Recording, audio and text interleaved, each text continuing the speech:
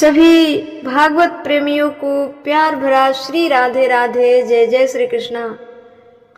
आज मैं शॉर्ट में सुदामा जी की कुछ बातें बताऊंगी, आप सभी ध्यान पूर्वक सुनना।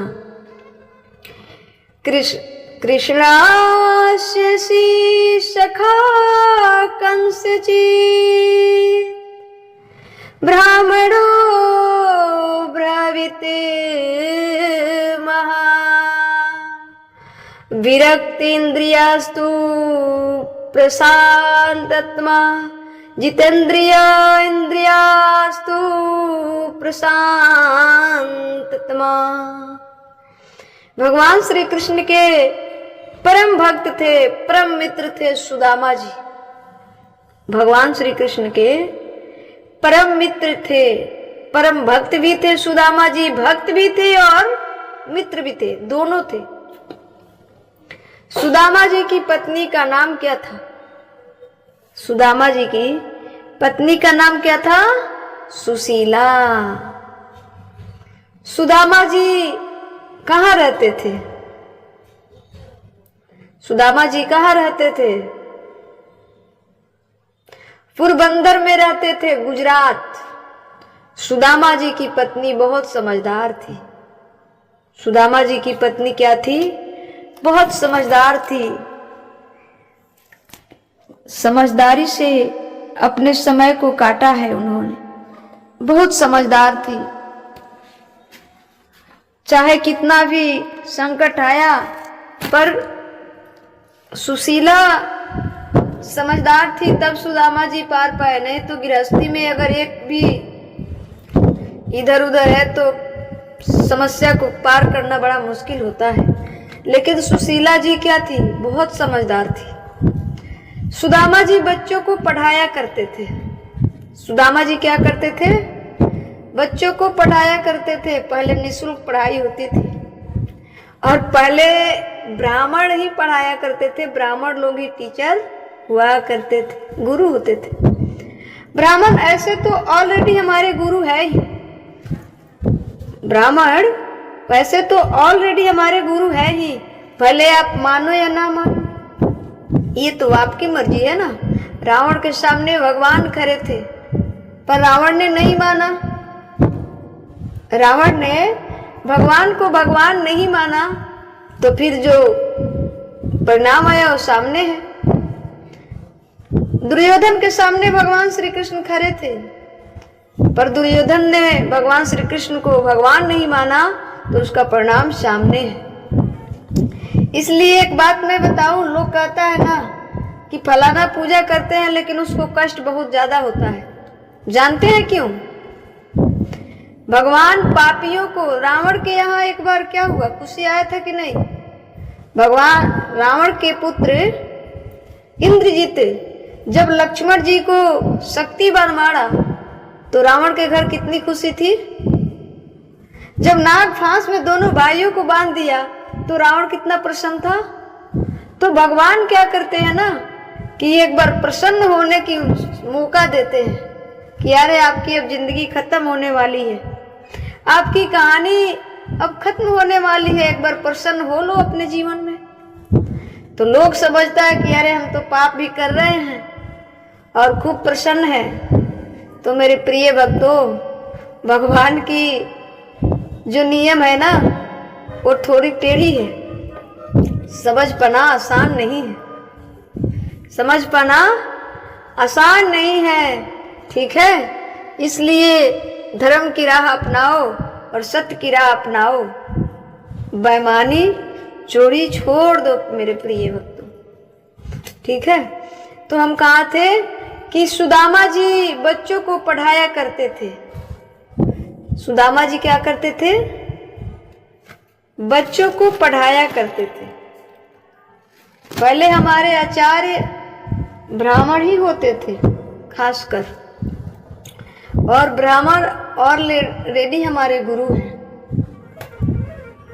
क्या है? ऑलरेडी गुरु है, आप माने या ना माने, भले वो दुष्ट ही क्यों ना हो। मैं नहीं कहती कि सारे ब्राह्मण सही हैं, वो दुष्ट भी हैं तो हमें उन्हें थप्पड़ मारने की अधिकार नहीं है।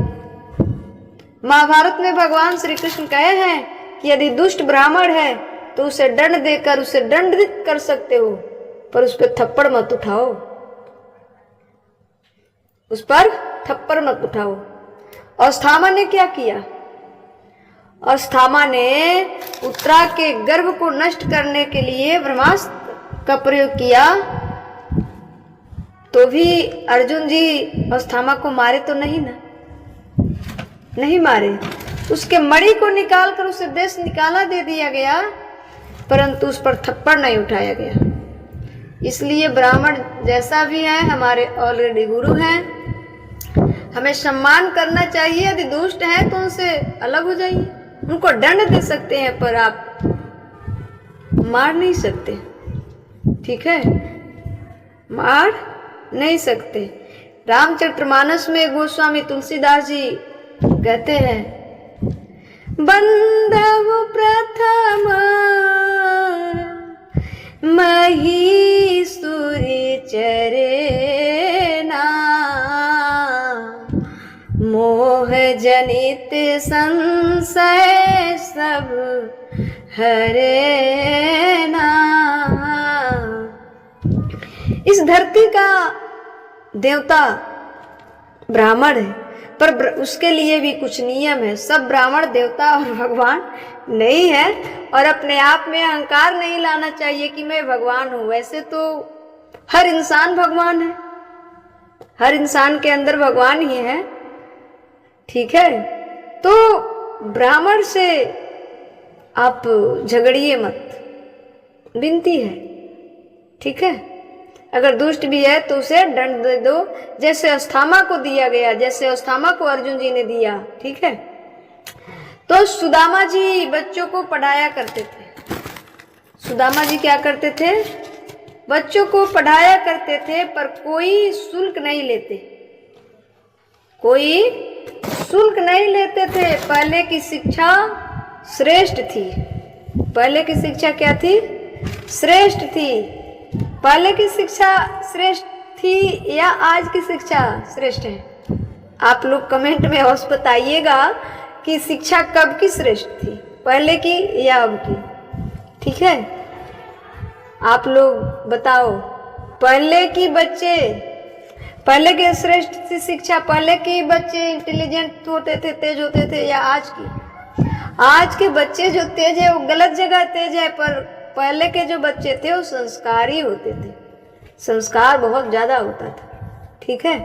अब आप लोग कमेंट करके अवश्य बताना कि कब के सही है, क्योंकि पहले की शिक्षा जिम्मेदारी से पढ़ाते थे। पहले के शिक्षक जिम्मेदारी से पढ़ाते थे, और पढ़ने का कोई शुल्क नहीं, पढ़ने का कोई शुल्क नहीं। आज के शिक्षक बहुत ऐसे कम ही शिक्षक हैं जो जिम्मेदारी से पढ़ाते होंगे, नहीं तो लोगों को अपने पैसा से जरूरत रहता है। मेरी पैसा मिल गई, पैसा मिल गई, बात खत्म, तुम पढ़ो या ना पढ़ो। जो बच्चे थोड़ा कमजोर हैं वो कमजोर ही रह जाते हैं, उन पर शिक्षक की ध्यान ही नहीं जाती, बस आए गए, फीस तो पूछ रहा है ना, ठीक है। तो पहले के जो शिक्षक थे वो जिम्मेदारी से पढ़ाते थे, और पढ़ाने का कोई शुल्क नहीं। विद्या बिकाऊ नहीं थी। विद्या क्या थी? बिकाऊ नहीं थी। पहले के जमाने में विद्या बिकाऊ नहीं थी तब। आज विद्या पैसे से मिल रही है। आज विद्या कैसे खरीदा जा रहा है? पैसों से, पैसे से। पैसे दोगे तो विद्या मिलेगी, पैसा नहीं है तो विद्या नहीं मिलेगी। आज विद्या भी बिकाऊ हो गई है। तो पैसे से मिलने से उसका प्रभाव खत्म हो गया। पैसे से मिलने के वजह से उसका प्रभाव क्या हो गया? खत्म होते जा रहा है। पहले की शिक्षा मालिक बनाती थी। पहले की शिक्षा क्या बनाती थी? मालिक बनाती थी। आज की शिक्षा नौकर बनाती है। नौकरी नौकरी नौकरी, नौकरी तो है। अरे छोटा सा भी बिजनेस करोगे तो उसमें आपका रहेगा, वो आप मालिक रहोगे। लेकिन आज क्या चाहिए? नौकरी, नौकर। पहले की चाणक्य की शिक्षा ने चंद्रगुप्त मौर्य को सम्राट बना दिया, चंद्रगुप्त को सम्राट बना दिया, हाँ या ना। और आज की शिक्षा ने नौकर बना दिया, नौकरी। आईपीएस है तो फिर क्या है, जनता के नौकर ही तो है, जनता के नौकर ही तो है, सेवक ही तो है, और क्या है। तो आज की शिक्षा बिकाऊ होने के कारण नौकर बना दिया। क्या कर रहे हो, नौकरी। तो पहले की शिक्षा मालिक बनने को थी, पहले की शिक्षा मालिक बनाने वाली थी, और आज की शिक्षा नौकर बनाने वाली है। इसलिए पहले की शिक्षा ज्यादा श्रेष्ठ है। पहले की शिक्षा क्या है, ज्यादा श्रेष्ठ है। अब आप लोग के नजर में कौन सी श्रेष्ठ है, आप लोग अवश्य कमेंट करके बताना। पहले का ज्ञान सर्वश्रेष्ठ था, पहले का ज्ञान सर्वश्रेष्ठ था। सुदामा जी पढ़ाते थे। जो लोग कहते हैं ना कि भारत में शिक्षा नहीं, जो लोग कहते हैं ना कि भारत में शिक्षा नहीं, वो लोग भारत के बारे में कुछ जानते ही नहीं है, भारत के बारे में कुछ जानते नहीं है। जब दुनिया के लोग कपड़े पहनना नहीं जानते थे, ऐसे तो अभी भी कहाँ जान रहे हैं, अभी भी कहाँ जान रहे हैं दुनिया के लोग। जब दुनिया के लोग कपड़े पहनना नहीं जानते थे, तब भारत में गुरुकुल हुआ करते थे, तब हमारे भारत में गुरुकुल हुआ करते थे, और हमारे देश के बच्चे वेद पुराण पढ़ा करते थे, ऊंच कोटि का ज्ञान सीखा करते थे। और ज्ञान ना हो तो बिना पढ़े क्या। आर्यभट्ट ने दशमलव दे दिया, बिना ज्ञान के दिया क्या, बिना पढ़े लिखे दिए क्या। आर्यभट्ट ने शून्य दे दिया। भाई शून्य किसने दिया, आर्यभट्ट ने। तो आर्यभट्ट ने इतने पढ़े थे, शून्य दे दिया। आज की पढ़ाई इतनी श्रेष्ठ नहीं है, आज की पढ़ाई क्या इतनी श्रेष्ठ है कि वो गिनती का आविष्कार कर ले, क्या संख्या का आविष्कार कर ले।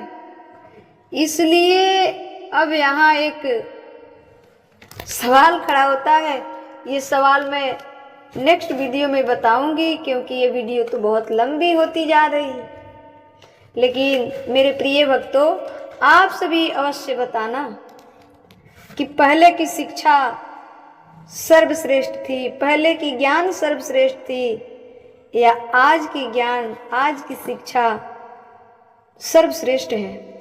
और जो लोग कहते हैं ना कि भारत ऐसा देश ना कोई हुआ है ना होगा, ये भविष्य में भी हम लिख कर